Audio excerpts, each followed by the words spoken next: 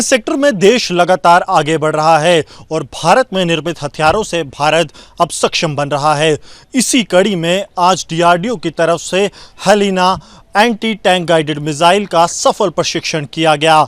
बता दें कि हेलिना हेलीकॉप्टर और भारत में निर्मित नाग एंटी टैंक गाइडेड मिसाइल का एक एडवांस वर्जन है, यानी कि इसे हेलीकॉप्टर से भी दागा जा सकता है। इससे पहले नाग को या तो रॉकेट लॉन्चर के जरिए कंधे से या फिर किसी चलती गाड़ी से दागा जा सकता था। लगातार भारत पिछले 4 दशकों से ये कोशिश कर रहा है कि एंटी टैंक गाइडेड मिसाइल बनाई जाए और वो एक ऐसी हो जिसके लिए देश को किसी पर भी निर्भर ना रहना पड़े। लगातार वैज्ञानिकों ने इस पर काम किया। डीआरडीओ दिन रात इस पर रिसर्च कर रहा था और उसके बाद सफल प्रशिक्षण आए।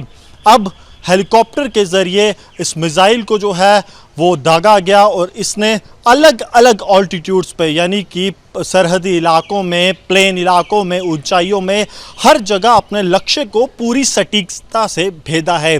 और सबसे महत्वपूर्ण बात कि इसे भारत में ही निर्मित एडवांस लाइट हेलीकॉप्टर ध्रुवा से लॉन्च किया गया, यानी कि भारत में बने हेलीकॉप्टर से भारत में बनी हेलिना ATGM को दागा गया और वो सटीक निशाने पर पड़ी। दुश्मन के लिए ये बहुत ज़्यादा चिंता की बात है, क्योंकि अब भारत पूरी तरह से सक्षम है भारत में निर्मित हथियारों से दुश्मन को मुंहतोड़ जवाब देने के लिए।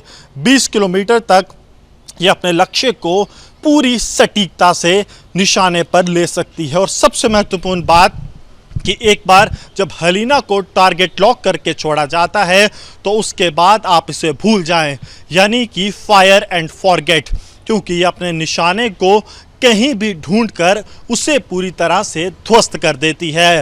ये बेहद ज़्यादा कारगर है ऐसी स्थिति में जब टारगेट जो है वो मूविंग भी हो, लेकिन हर एक ऑल्टीट्यूड, यानी कि ऊंचाई, सरहदी, प्लेन, बर्फीले, पर्वत वाले इलाकों में ये पूरी तरह से कारगर हुई है।